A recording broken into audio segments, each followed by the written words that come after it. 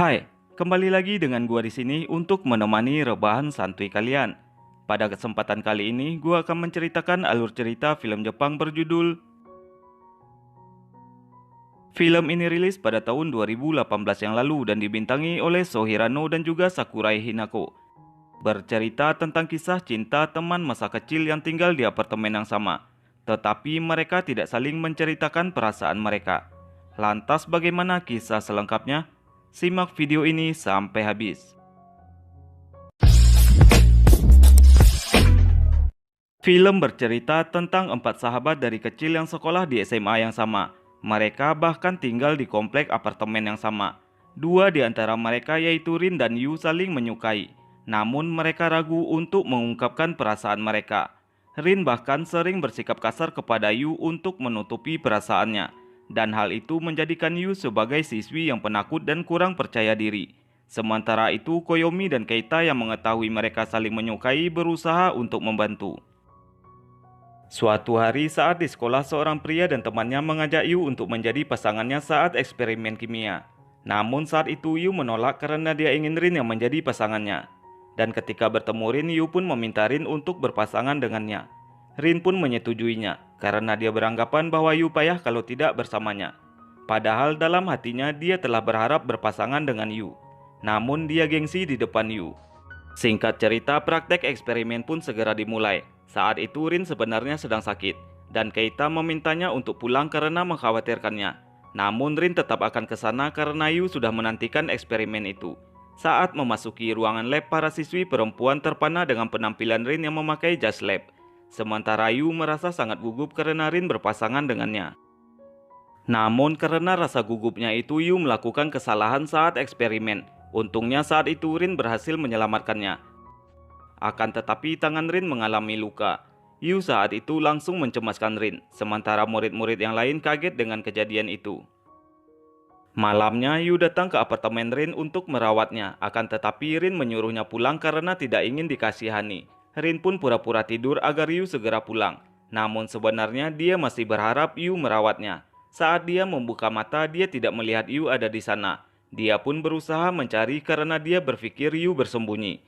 Namun dia merasa malu ketika Yu datang dengan membawakan kompres demam yang baru. Beberapa waktu berlalu, Yu dan keluarganya pindah dari apartemen ke rumah baru mereka. Di sana dia bertemu dengan cowok tampan bernama Saiki. Dan ternyata Saiki ini adalah tetangga di sebelah rumahnya. Mereka pun saat itu akhirnya berkenalan. Bahkan Saiki juga membantu mengangkat barang-barang bawaan Yu. Sementara itu di apartemennya Rin sangat sedih bercampur kesal dengan kepindahan Yu. Koyomi menyarankan kalau Rin kangen dengan Yu kenapa tidak menghampirinya saja. Bahkan Koyomi memanas-manasi Rin dengan mengatakan mungkin saja di sana Yu menjadi populer di kalangan para cowok. Rin pun merasa sangat shock dan berencana untuk pergi ke sana. Sesampainya di sana Rin merasa cemburu melihat Yu dibantu oleh Saiki. Dia pun langsung menghampiri dan mengambil kotak yang dibawa oleh Saiki. Akan tetapi Saiki tidak mau menyerahkannya kepada Rin. Yu sendiri merasa bingung dan tidak tahu harus melakukan apa. Hal itu membuat Rin kesal dan pergi dari sana. Hingga besok paginya saat berangkat ke sekolah, Yu meminta maaf kepada Rin tentang kejadian kemarin. Tetapi Rin merasa kesal dan menganggap Yu sebagai cewek genit. Koyomi dan Keita yang tidak tahu duduk permasalahannya pun menjadi bingung atas apa yang terjadi. Suatu malam Rin sangat gelisah memikirkan Yu. Dia akhirnya berusaha menelpon Yu. Namun saat tersambung dia pura-pura salah menelpon. Dia pun menjadi uring-uringan. Sementara Yu bingung dengan kelakuan Rin. Namun saat itu ibunya datang ke kamarnya bersama Saiki. Ibunya meminta Yu untuk les privat dengan Saiki. Karena Saiki adalah murid terpandai di sekolahnya. Hal itu pun membuat Yu sangat terkejut. Dan dia juga sangat grogi ketika diajar oleh Saiki. Kemudian saat di sekolah Rin selalu menghindar dari Yu. Hal itu pun membuat Koyomi dan Keita merasa kasihan kepada Yu. Sementara Saiki menunggu Yu saat pulang sekolah. Rin yang melihat Saiki langsung memperingatkannya dan mengatakan kalau Yu adalah miliknya. Tetapi Saiki tidak gentar dan akan membuat Yu tertarik kepadanya. Rin yang merasa sangat marah lalu pergi setelah melihat Yu dan yang lainnya datang. Malamnya Koyomi dan Keita datang ke tempat Rin. Koyomi memberitahu kalau Yu les privat dengan Saiki dan mengatakan supaya Rin jangan sampai kalah dengan Saiki. Hingga akhirnya mereka bertiga mengunjungi rumah Yu. Di sana persaingan Rin dan Saiki pun dimulai. Mereka berdua bersaing untuk mengajar Yu. Namun saat itu adik Saiki yang bernama Mika datang mencarinya. Mika pun langsung terpesona dan jatuh cinta kepada Rin. Tetapi dia harus langsung pulang karena masih ada urusan. Persaingan Rin dan Saiki untuk mengajar Yu semakin memanas. Pada suatu momen Saiki meminta kepada Rin untuk tidak lagi menghancurkan kepercayaan diri Yu. Karena apa yang dilakukan Rin selama ini telah membuat Yu menjadi cewek yang kurang percaya diri. Hal itu pun membuat Rin tidak nyaman dan memilih pergi dari sana diikuti oleh Keita. Sementara Koyomi berusaha menenangkan Yu dan mengajak Saiki untuk berbicara di luar. Koyomi meminta kepada Saiki untuk tidak mengganggu hubungan Rin dengan Yu. Namun Saiki mengatakan kalau Koyomi sama anehnya dengan Yu. Dia bahkan membuat Koyomi menjadi salah tingkah karena memuji kalau Koyomi juga merupakan gadis yang sangat cantik. Suatu hari saat di kelas Rin yang sedang melamun dihampiri oleh dua orang siswi. Salah satu dari mereka meminta untuk berbicara dengan Rin. Rin pun setuju dan meminta siswi itu untuk menunggunya di belakang gedung olahraga. Kemudian dia menelpon Yu dan meminta bertemu di tempat yang sama. Keita dan Koyomi pun lantas bertanya maksud dari Rin. Dan Rin berkata ini adalah rencana untuk membuat Yu menjadi miliknya. Di belakang gedung olahraga Yu datang untuk menemui Rin. Dia pun bersembunyi ketika melihat Rin sedang berbicara dengan siswi lain. Saat itu siswi tersebut mencoba mengungkapkan perasaannya. Tetapi Rin yang mengetahui Yu telah datang meminta maaf pada siswi itu dan menolaknya. Karena dia telah mempunyai pacar.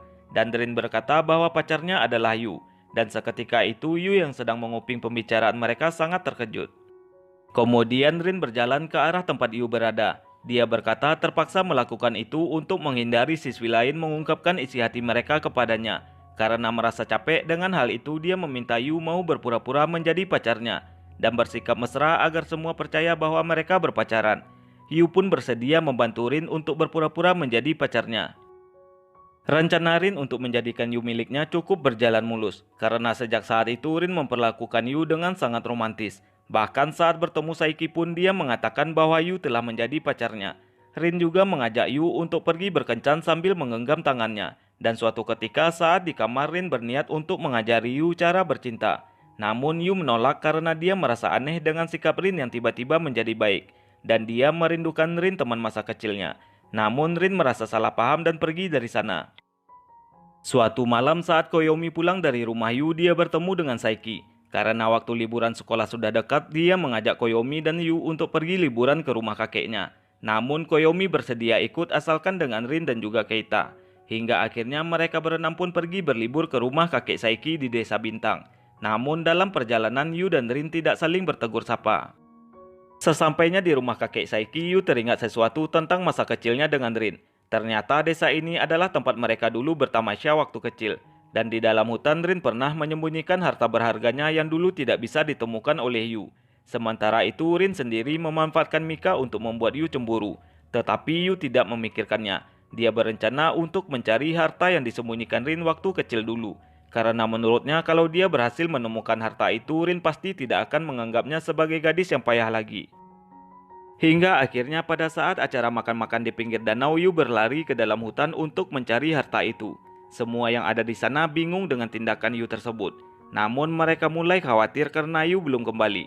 Mereka pun berniat mencari Yu dan menghubungi Rin yang saat itu sedang jalan-jalan dengan Mika. Sementara itu Rin yang saat itu menerima telepon dari Koyomi berusaha untuk tidak peduli dengan keberadaan Yu.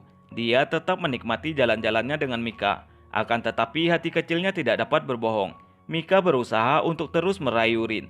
Dia bahkan mengajak Rin untuk berciuman. Namun momen itu pun terhenti ketika Yu melihat mereka. Yu pun langsung terduduk lemas. Rin yang melihat hal itu langsung menghampiri Yu dan menolongnya untuk berdiri. Yu sendiri cukup marah kepada Rin dan mengatakan tentang batu berbentuk hati. Kemudian dia pun langsung kabur setelah mengatakannya. Rin memikirkan perkataan Yu tersebut dan ketika teman-temannya datang dia berkata kepada mereka bahwa hanya dialah yang bisa menemukan Yu. Karena dia pada saat itu sudah ingat maksud dari perkataan Yu. Dia pun lantas berlari ke tempat batu berbentuk hati. Sesampainya di sana hari pun sudah gelap, namun dia tidak melihat keberadaan Yu. Rupanya Yu sedang sibuk mencari harta itu ketika Rin sampai. Rin pun lantas menghampiri Yu dan menariknya ke tempat batu berbentuk hati. Dia berkata bahwa sangat menyesal sudah melupakan tentang hal ini dan berkata bahwa harta yang paling berharga buatnya itu dikubur di dekat batu berbentuk hati. hingga kemudian dia pun mulai menggali di sekitar batu berbentuk hati tersebut. Namun karena sudah lama mencari dan belum ketemu juga, akhirnya Yu pun berniat untuk menolong Rin. Tetapi Rin berusaha melarang karena dia tidak mau tangan Yu menjadi kotor. Akan tetapi Yu bersikeras untuk ikut membantu. Hal itu bertujuan agar Rin tidak meremehkannya lagi. Tak lama kemudian harta yang disembunyikan Rin itu pun berhasil ditemukan. Mereka pun membukanya dan ternyata isinya adalah mainan berbentuk bebek. Saat melihat hal itu, Yu pun merasa sedikit bingung. Rin yang melihat ekspresi Yu berusaha untuk menjelaskan. Dia berkata karena Yu menyukai bebek, maka hal yang disukai Yu itulah yang menjadi harta berharga baginya. Kemudian Rin juga menjelaskan bahwa sebenarnya Yu lah yang merupakan harta yang berharga baginya. Dia hanya ingin Yu menjadi miliknya seutuhnya. Hingga akhirnya momen manis mereka ini dihadiahi sebuah hujan meteor yang kebetulan terjadi di desa itu.